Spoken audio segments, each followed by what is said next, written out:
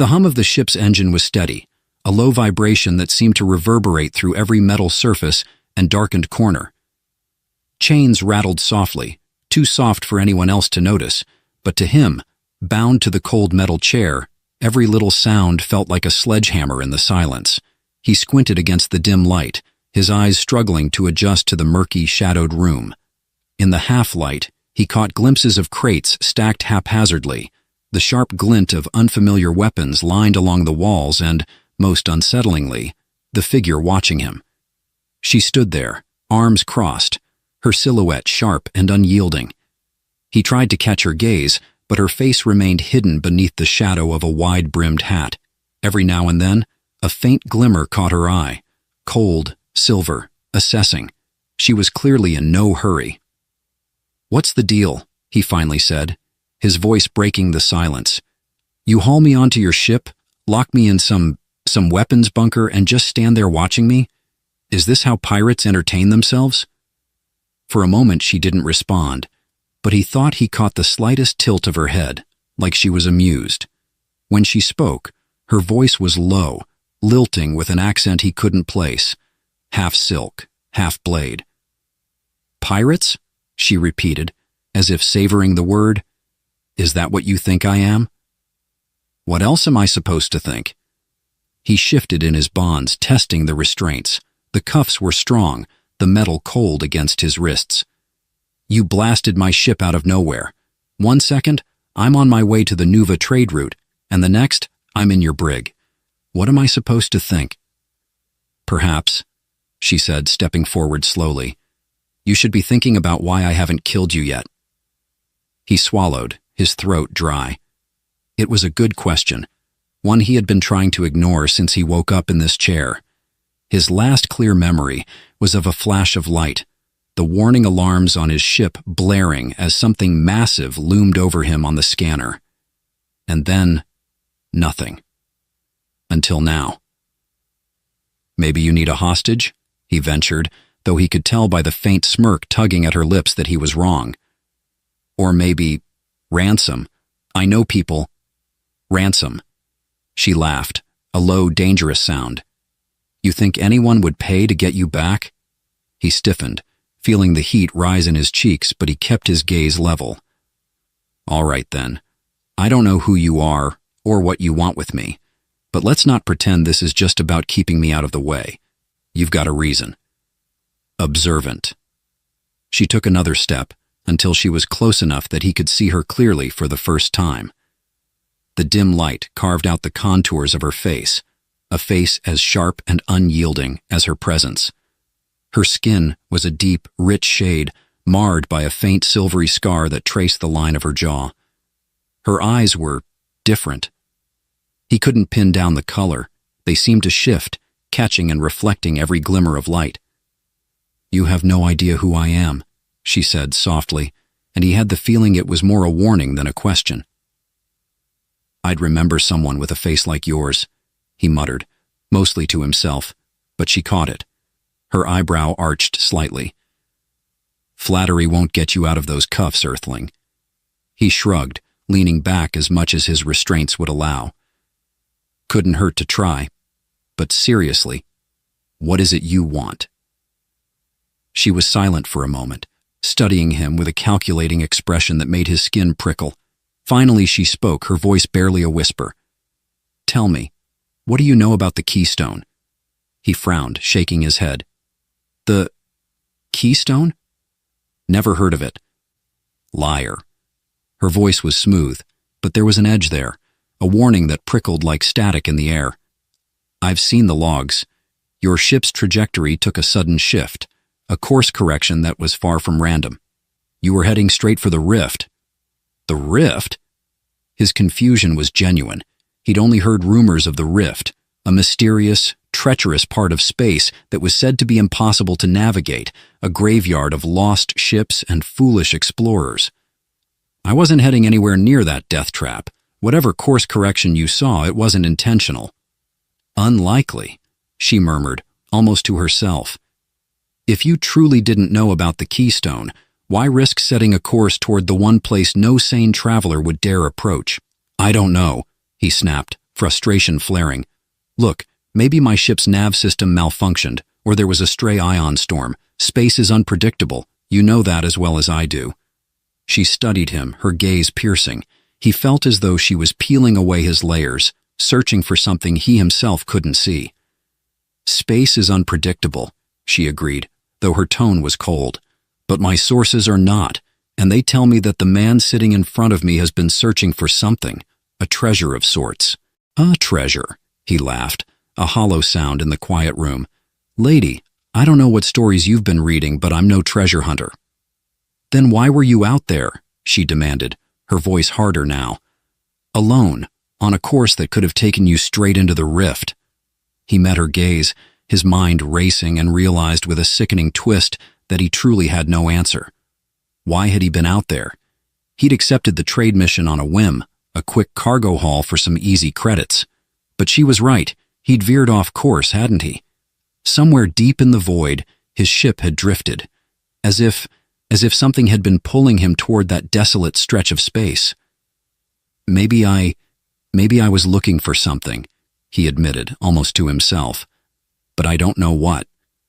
She watched him, her gaze softening for the briefest moment before she turned away, her back to him. Her voice, when she spoke, was low, filled with an emotion he couldn't quite place. You should hope that's true, Earthling, she said quietly. Because if I find out you've been lying— Look, he interrupted, tugging at his chains for emphasis. I don't even know your name. She paused, glancing over her shoulder with a faint smirk. You can call me Risa. Risa, he repeated, testing the name on his tongue. It was both foreign and strangely familiar, like a distant memory clawing its way to the surface. All right, Risa, since we're on a first-name basis, mind telling me what this keystone is? Not yet. She leaned in, her eyes catching the light in a way that made them seem to glow. All you need to know is that it's real, and if we don't find it before others do, the consequences will be dire. His heart pounded as her words sank in. She sounded sincere, almost desperate, a stark contrast to the steely pirate he'd met moments ago. Whoever this Risa was, she wasn't just some rogue with a ship and a crew. There was a purpose driving her, a purpose she believed he was somehow tied to. You really think I'm the key to finding this thing? He asked, his voice laced with disbelief. Her gaze lingered on him, intense and unwavering. I don't think, she replied slowly. I know.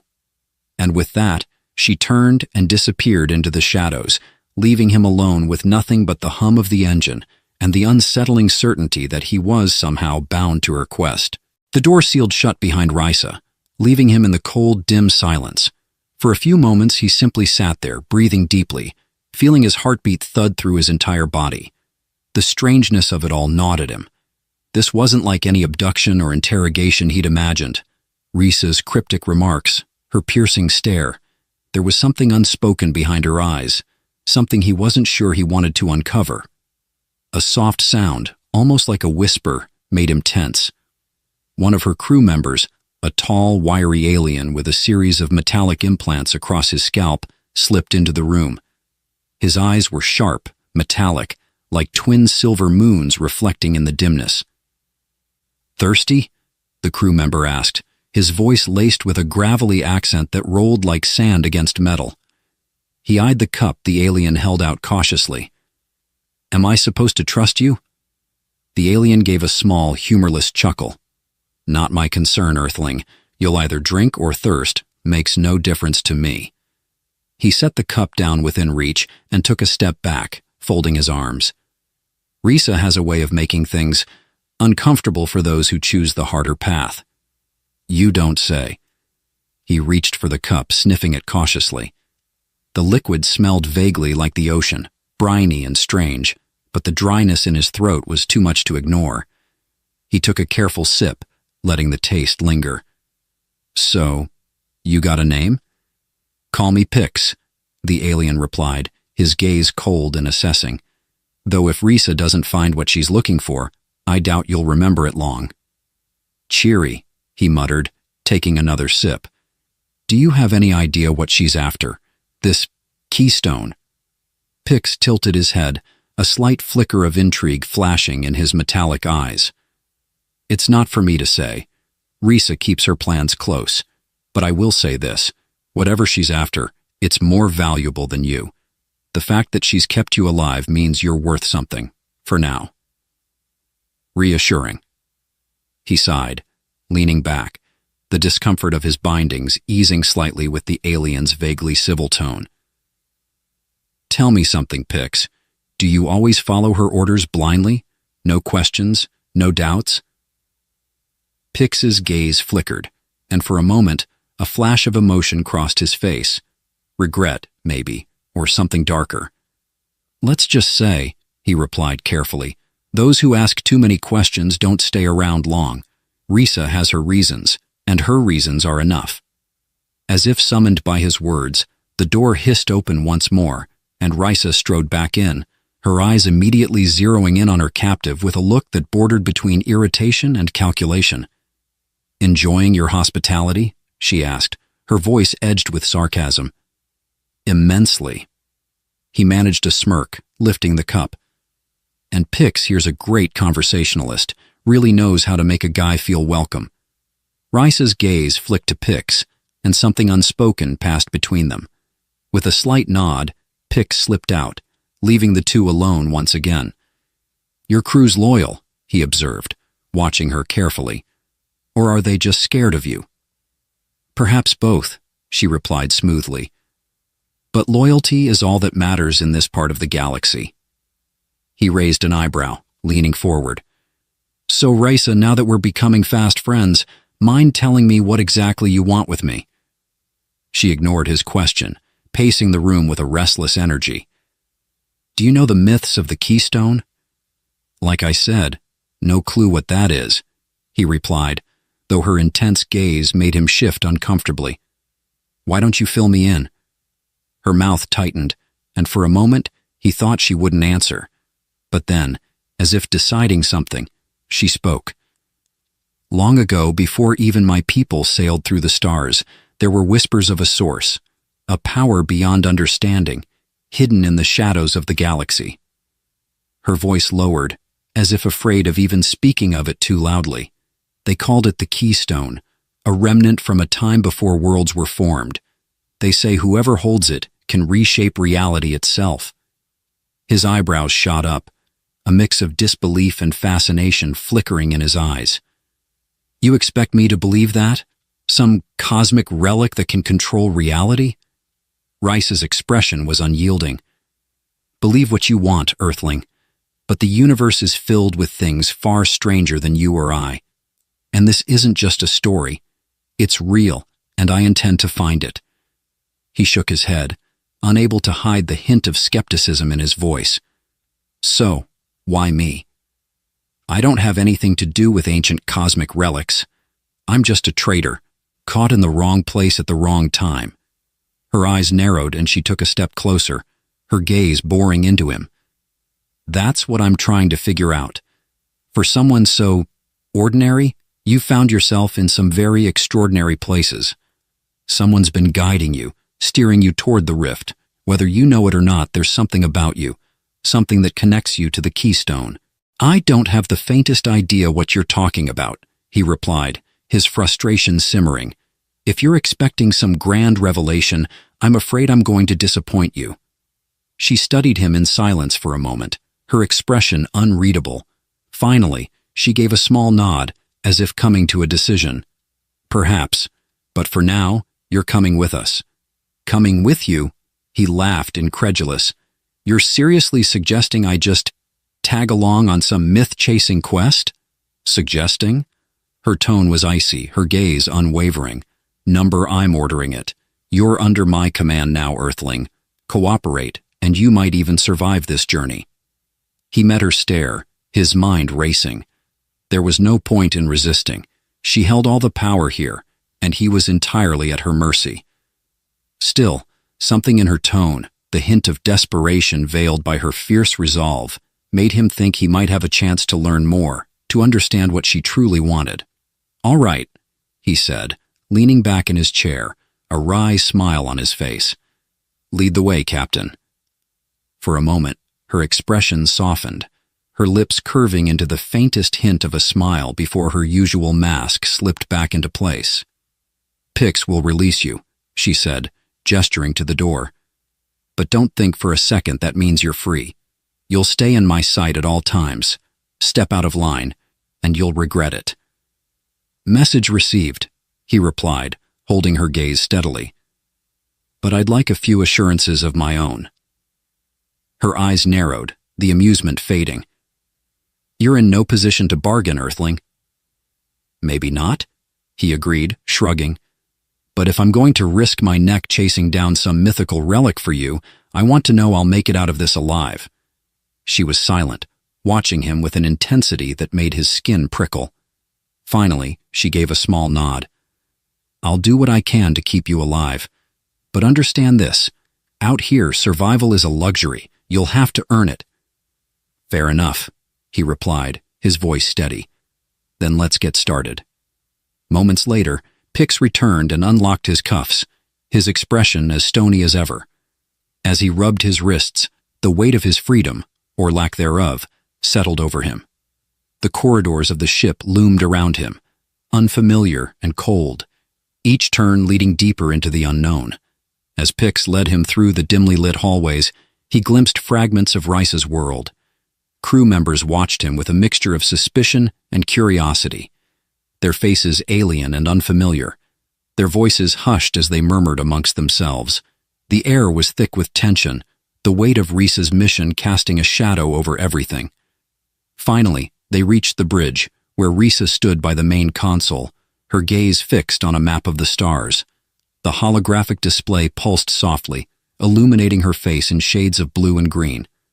She didn't look up as they entered, but he could feel her awareness prickling at his presence. "Set a course for Sector 9342, she ordered, her voice calm, controlled.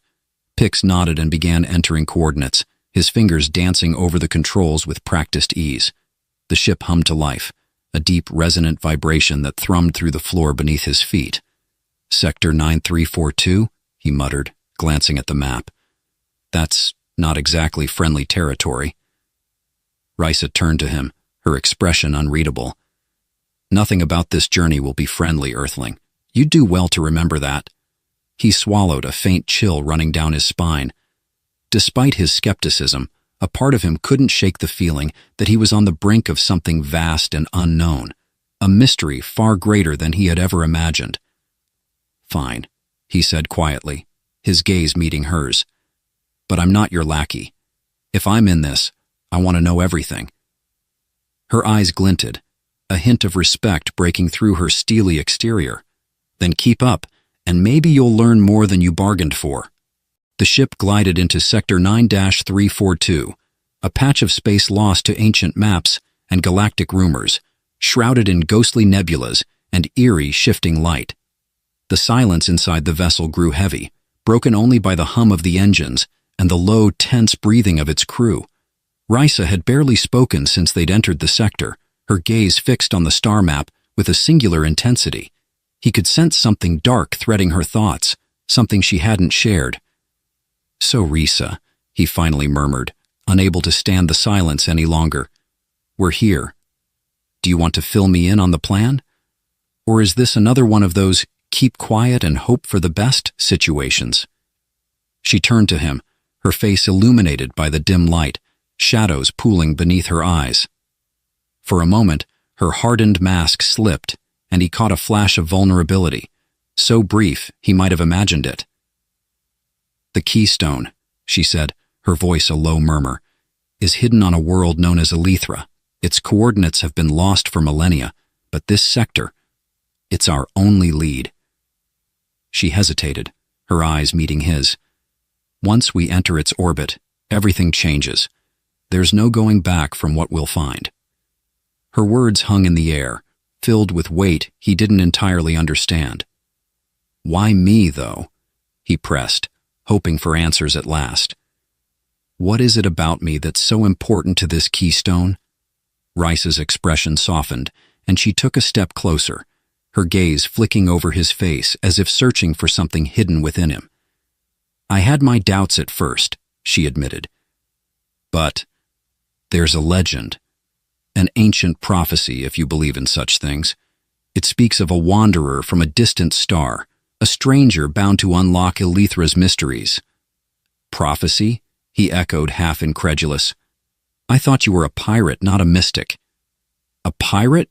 Yes," she replied, her tone quiet but fierce. "But my people once believed in those legends. I have to believe there's truth in them. Otherwise—" She trailed off, leaving the words unsaid, a flicker of despair flashing in her eyes. He didn't know what compelled him, but he reached out, placing a hand on her shoulder. "Then let's find out if they're true. Together." She didn't pull away, didn't scoff, or twist his words into something mocking.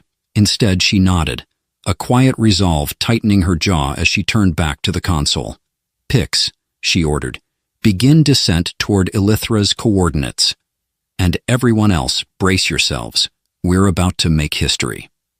The descent into Elethra's atmosphere was turbulent, the ship shuddering under the weight of the gravitational pull. Outside, the world was bathed in an eerie, otherworldly light, streaks of violet and green painting the skies as if lit from within. It was a landscape of shifting mountains and shimmering lakes, a world suspended between reality and something far stranger. As they landed, Risa didn't hesitate. She motioned for him to follow, her hand gripping a weapon at her side. He glanced at the crew, noting the solemn looks on their faces, the mixture of anticipation and dread. They exited the ship onto a barren, metallic landscape, the ground glinting in the dim light like a field of shattered stars. The air was thick, almost too dense to breathe, and a faint hum seemed to pulse from the ground beneath their feet, a sound that resonated in his bones. "Where to?" he asked, glancing at her. She raised a small device, its screen flickering to life. "According to the coordinates, there's an ancient structure buried beneath the eastern ridge. It should contain the keystone, if the legends hold any truth." Together, they made their way across the strange terrain, the silence pressing down on them as they moved. After what felt like hours, they reached the ridge, a towering formation of jagged rocks that stretched into the sky. At its base was a narrow entrance, barely visible in the dim light, covered in symbols that seemed to shift and shimmer as he stared at them. "Stay close," Risa murmured, her voice barely above a whisper. "I don't know what we'll find in there." They stepped inside, the air turning colder, heavier with every step. The darkness wrapped around them, swallowing the light from Risa's device, until they were left in a narrow stone corridor, its walls lined with symbols and carvings.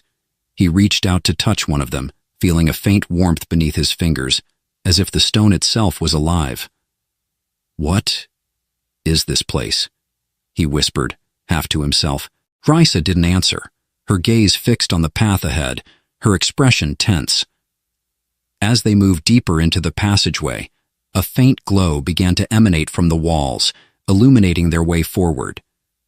At the end of the corridor, they reached a massive chamber, its ceiling stretching high above, filled with columns that twisted and writhed as if alive. In the center of the room, set into the ground like a dark, pulsing heart, was a stone altar. And resting upon it was a small crystalline object, glowing faintly with a deep pulsating light. "The keystone," Risa breathed, her voice filled with awe and fear. He stepped forward, drawn to the object as if by an invisible force. The light seemed to reach out to him, pulsing in time with his heartbeat, a connection forming between him and the crystal that defied explanation. He could feel it, a warmth spreading through his body, filling him with a strange sense of clarity, of purpose. But as he reached out to touch it, Risa's hand shot out, gripping his wrist. "Wait," she said, her voice sharp. "Once you touch it, there's no going back. This is what binds us, why I couldn't let you go. The prophecy. It says that only together with the keystone as our guide can we unlock the power within." He met her gaze, his heart pounding. "Then let's do it. Together." With a final, silent nod, they both reached out, their hands hovering over the keystone. The moment their fingers brushed its surface, the chamber shuddered, a blinding light exploding from the crystal and enveloping them. Images flooded his mind. Ancient battles, worlds being born and destroyed, the vastness of the universe stretching out before him. He could feel Risa's presence beside him, her fear, her determination, her hope, all merging with his own. Then, as suddenly as it began, the visions faded, leaving them standing in the silent chamber, the keystone pulsing gently in their hands. "It's unlocked," Risa whispered, her eyes wide with disbelief. "We did it." Before he could respond, the ground shook beneath them, a low rumble echoing through the chamber. He turned, just in time to see the walls begin to crumble, stones falling around them as the ancient structure began to collapse. "Run!" Risa shouted, pulling him toward the exit. They raced back through the corridor, the ground shifting and cracking beneath their feet, the darkness closing in around them. Just as they reached the entrance, the ceiling gave way, sending a cascade of stones crashing down behind them. They stumbled out onto the open ground, gasping for air as they collapsed, watching as the ancient structure crumbled into dust, leaving nothing but the faint glow of the keystone in Risa's hands. For a moment, they sat in silence, the weight of their discovery settling over them. "What now?" he asked, his voice barely a whisper. Risa turned to him, her eyes filled with a strange mixture of sadness and triumph. "The keystone is ours," she said quietly, "but the prophecy, it demands a price. We've unlocked the power, yes, but that power is bound to us, for better or worse."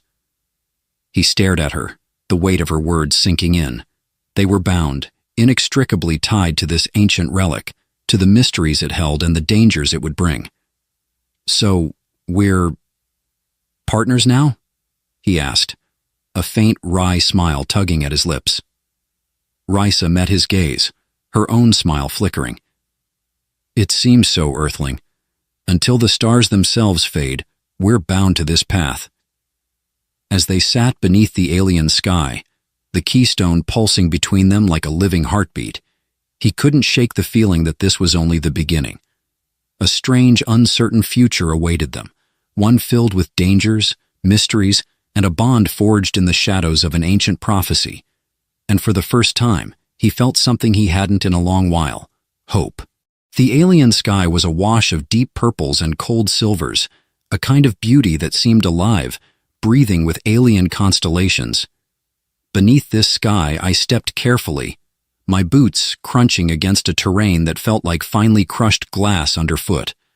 Every sound echoed slightly, a reminder that I was in an open foreign landscape, surrounded by a silence that was somehow thicker than any silence I'd ever known on Earth.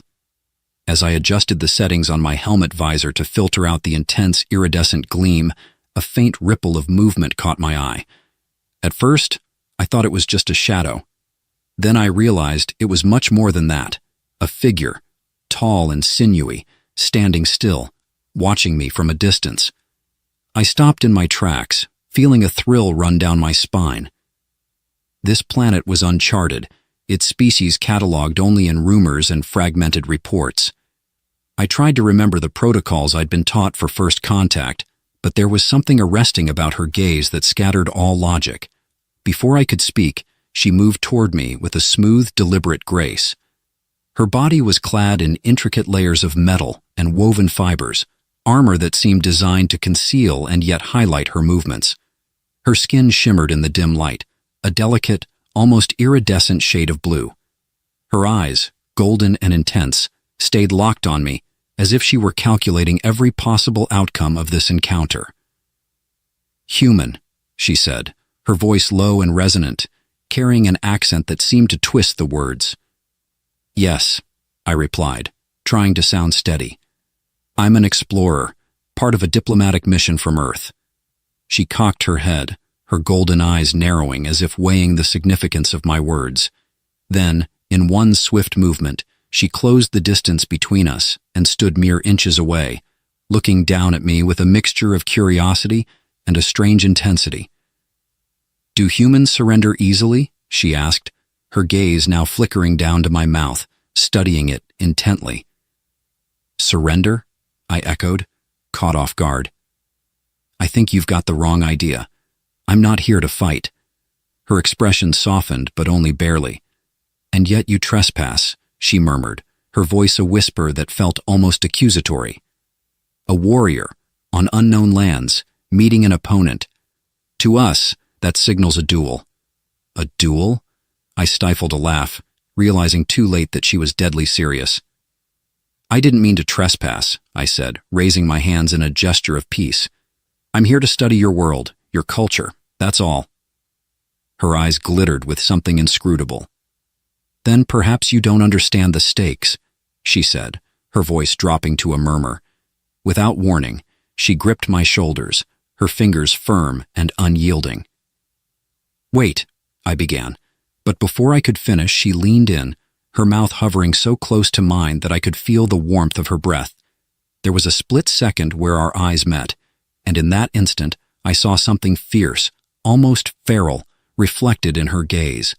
Then she closed the gap, pressing her lips to mine in what I first thought was an act of curiosity, but quickly realized was something else entirely. Her kiss was firm, unyielding, carrying an intensity that left no room for misunderstanding. She was claiming me. This wasn't an embrace of affection, but something more primal, more ritualistic. I broke away, gasping. What was that? I stammered, wiping my mouth as if that could erase the burning sensation left by her kiss. She looked at me with the faintest hint of a smirk, her voice cool and even. Victory, she said simply, her tone carrying a sense of finality that was both baffling and unsettling. Victory? I echoed, confused. In my culture, to kiss is to conquer, she explained, her gaze steady and unyielding. I have claimed you as my captive. I took a step back, stunned. You're saying that kiss was some kind of challenge? Her eyes gleamed with an intensity that made me feel like I was the one under a microscope. You will understand soon enough, human, she said, her voice almost soothing, as if she pitied my confusion. Once you are conquered, the bond is unbreakable. Unbreakable? I laughed nervously, glancing around as if hoping someone else might appear to explain this was a misunderstanding. Look, I'm not exactly looking to be anyone's prisoner. She raised an eyebrow, seeming both amused and exasperated. Your words speak of freedom, but your eyes betray you, she said, stepping closer once again. Do you fear the bond? I swallowed hard. I don't even know what this bond is, I replied, my voice edged with frustration. You're telling me I'm bound to you now because of one kiss? She tilted her head, studying me with a mixture of fascination and disdain. A kiss is no small thing. To us, it is the final claim. It is the promise of life and death shared between warriors. You are mine now, bound until the stars burn out. The weight of her words settled over me, each one landing with the heaviness of a declaration that felt ancient and irrevocable. I could feel my heartbeat hammering in my chest as I tried to process the sheer alienness of what she was saying. You can't just claim someone with a kiss, I protested, though my words sounded weak even to my own ears. Humans don't do that. She looked unimpressed. Then how do you claim each other? She asked, crossing her arms with an almost defiant stance. How do you seal alliances? Form bonds of loyalty? Well, not like this, I replied, running a hand through my hair, trying to regain my footing in this surreal exchange. For us, kissing is, well, it's an expression of affection, intimacy, but it doesn't bind people together forever. She shook her head slowly, as if pitying my ignorance. You misunderstand, she said, her voice softening slightly. For us, affection is a weakness. Intimacy is a bond of the spirit, a victory over the self, a submission to the will. A kiss seals that, forever. My mind spun as I tried to wrap my head around her words. It was as if I had stumbled into a world where everything I knew about relationships, connection, and intimacy was twisted into something foreign, something nearly incomprehensible. And yet, there was something undeniably magnetic about her. Her confidence, her intensity, the way she looked at me as if I were both a mystery to solve and a prize to be claimed. "I don't know if I can accept this bond you're talking about," I said finally, my voice barely more than a whisper. She took a step closer, her eyes never leaving mine.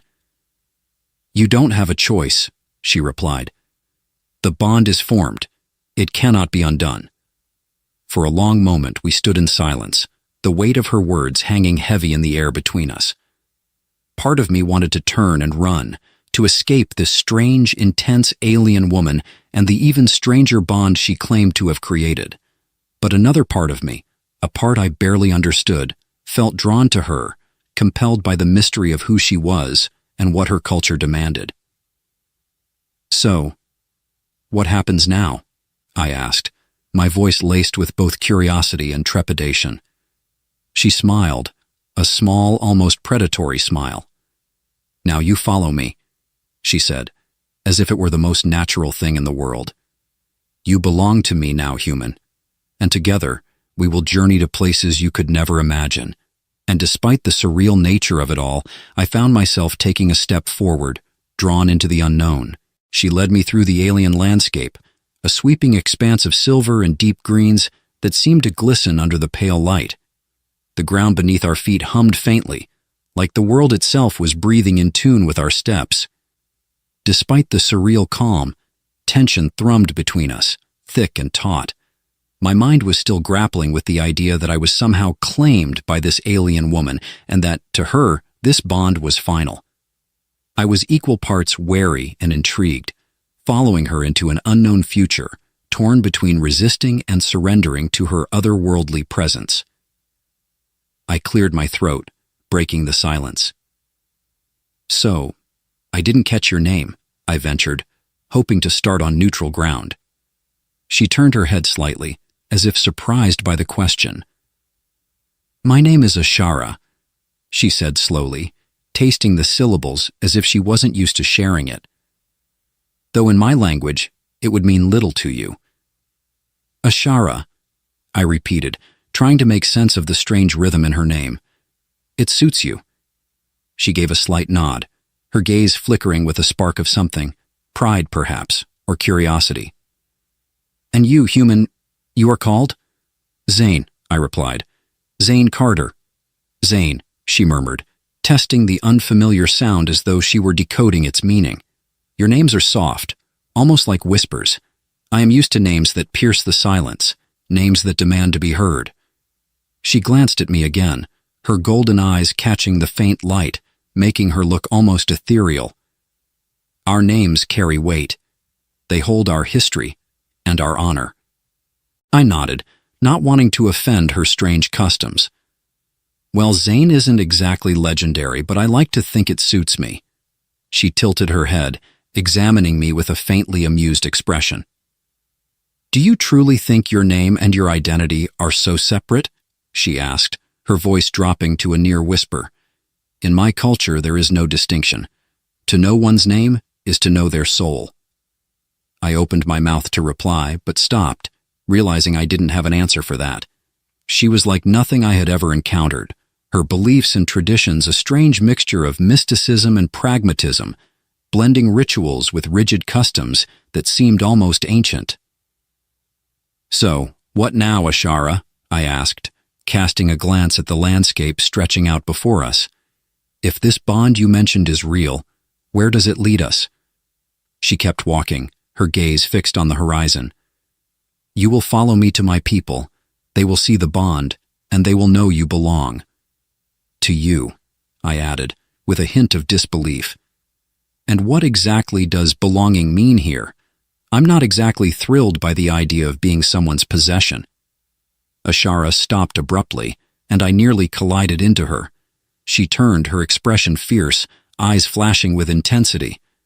"Possession?" she echoed, her voice edged with steel. "Is that how humans see bonds?" I took a cautious step back, realizing I may have touched a nerve. It's just that on Earth we don't bond through kisses that claim people as captives. We're usually more consensual. She raised a brow, her lips curving into a faint smirk. Consensual?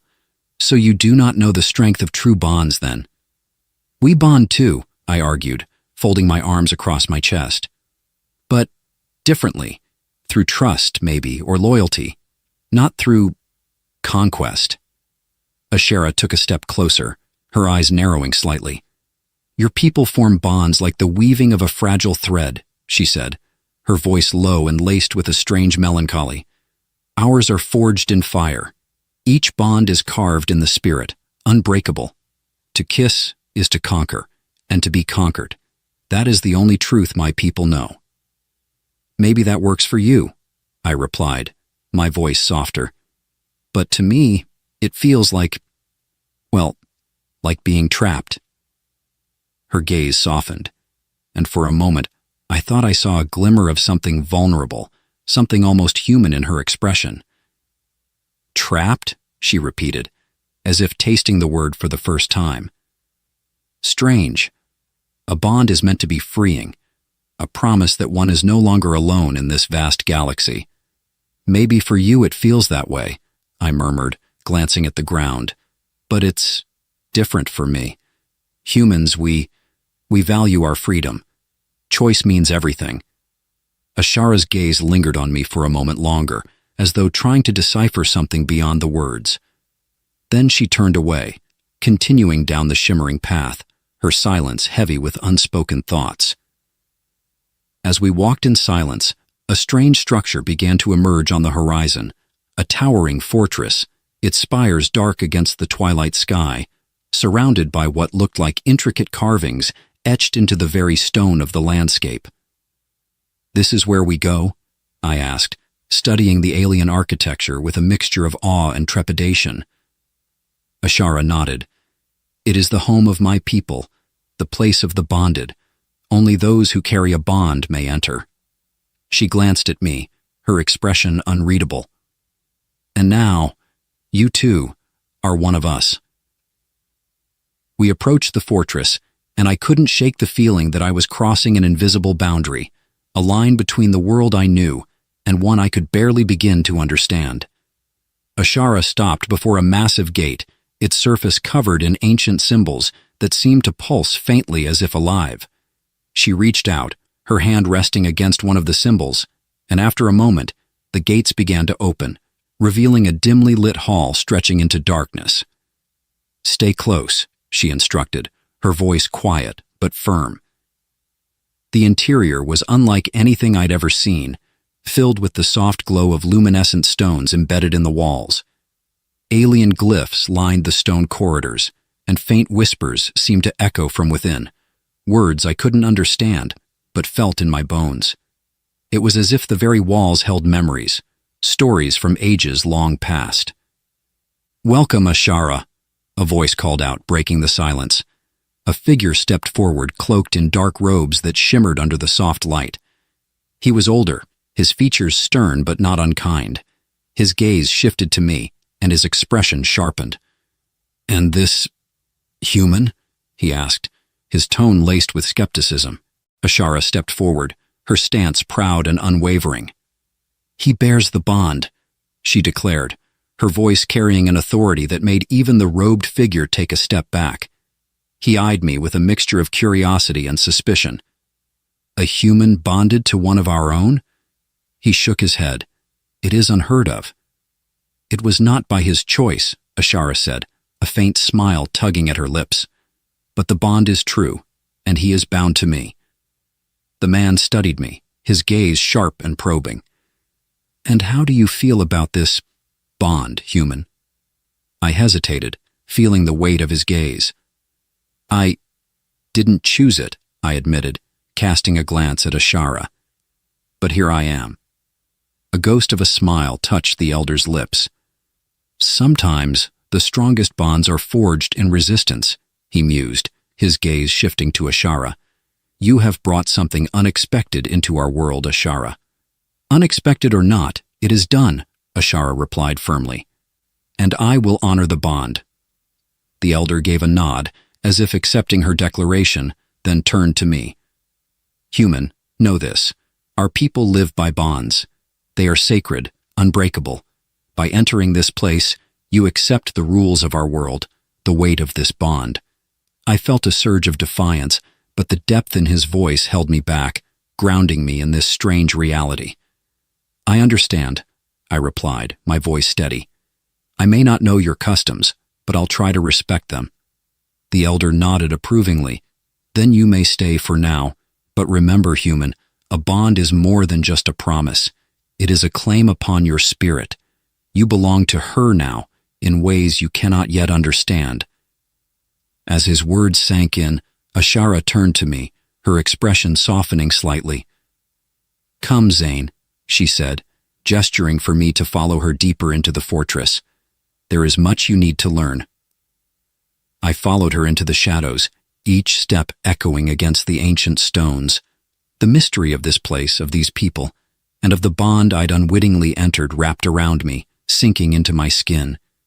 Despite the foreignness, the strangeness, a part of me couldn't deny the thrill of it all, the sense of being part of something ancient and untouchable, a story much larger than myself. As we descended deeper into the labyrinthine halls, Ashara looked over her shoulder, her gaze warm yet challenging.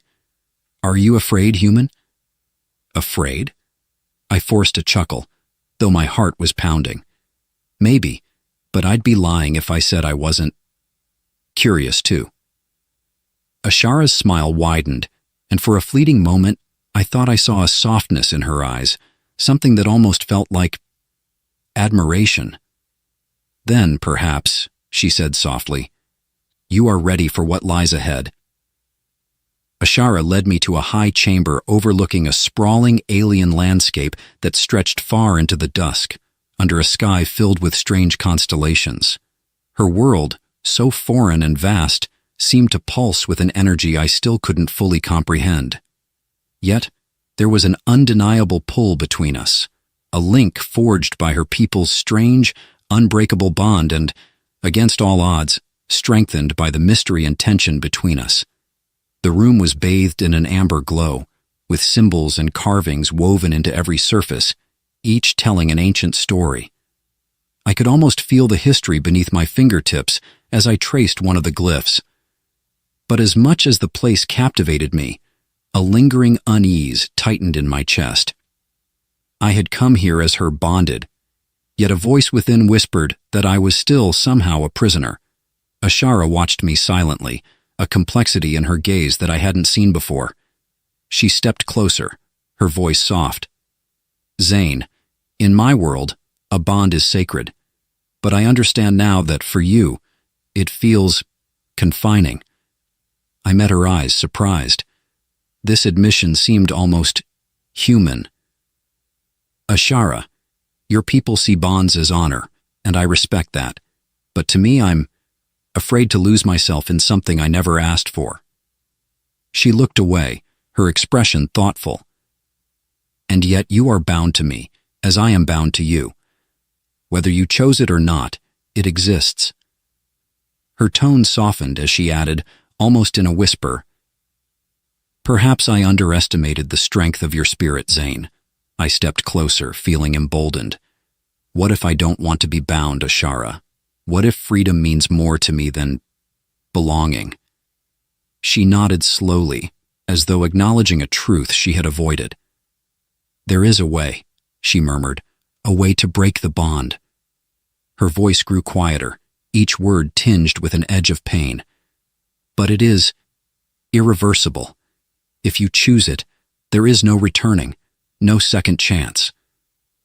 I searched her face, sensing her hesitation. What would it mean? For you? For me? Ashara took a breath, her gaze far away, as if recalling a memory too painful to touch. The ritual to break a bond is forbidden. To sever it would sever a part of my soul. It is a sacrifice only those prepared to lose everything are willing to make. A shiver traced down my spine. And what would you lose? Everything I have known, every piece of the person I am, our bond is woven into my spirit. If broken, a part of me would be lost, as would a part of you. She raised her gaze, her eyes filled with a raw honesty that made my heart clench. But you would be free. I was stunned. I hadn't expected this option, nor had I expected her willingness to offer it. Ashara, I began, my voice barely above a whisper. Why would you even consider this? She smiled, and in that smile was a flicker of warmth, of something real and tender. Because I have come to understand freedom as you do, and because, her voice broke slightly, your happiness matters to me. We stood there in silence, her words heavy between us, more intimate than any physical touch. Finally, she gestured toward a small carved vial that sat on an altar by the window, a dark, shimmering liquid inside. This is the elixir, she said, her voice reverent. Drink, and the bond will be undone. But the cost? Her voice wavered, and for the first time, I saw her struggle. The cost is a severing of our souls. You would lose the memory of us, of me. I stared at the vial, feeling the weight of her offer. You mean everything we've been through? I wouldn't remember any of it? She nodded, her face as unreadable as ever, yet her eyes held an intensity that cut me to my core. And I would be the only one left to bear the memory of us, of what we shared, however brief. That would be my sacrifice. I struggled, torn between the desire for freedom and the strange, undeniable connection I felt to her. The bond we shared, forced upon me or not, was something real. I could feel it, as if her heartbeat had somehow entwined with mine, a pulse that resonated with something deeper than words. To sever it would be to sever a part of myself that I was only just beginning to understand. Ashara, what if I don't drink it? I asked, my voice trembling. What if I stayed? She met my gaze, her expression a mixture of hope and sorrow. Then you would be bound to me truly, forever. We would live and die by this bond, and I would promise you my life in return. The room fell silent, the decision hanging between us like the weight of 1,000 stars. I looked down at the vial, my hand hovering over it. Freedom, or a life bound to her, a life I hadn't chosen, but one that was undeniably powerful and real. Slowly, I reached for the vial, feeling its cool surface in my hand. I took a breath, ready to lift it to my lips, to make the choice that would define everything. But then I stopped. I looked at Ashara, at her face framed by the alien light, her golden eyes watching me with an intensity that spoke of something more than possession or conquest. It was a look of devotion, a willingness to let me go despite the cost to herself. Why didn't you just keep me here? I asked softly, the question slipping out unbidden. Why give me the choice? She stepped forward, her fingers brushing mine, a light tentative touch. Because I would rather lose you to freedom than keep you through force, she whispered. Because I have learned that love is a bond only freely given. The words struck me, as powerful as any force I'd felt on Earth or in the strange worlds I had visited. It was then that I understood.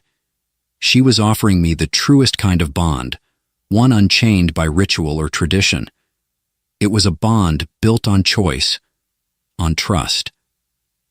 With trembling hands, I placed the vial back on the altar. I choose you, Ashara, I whispered, my voice barely audible.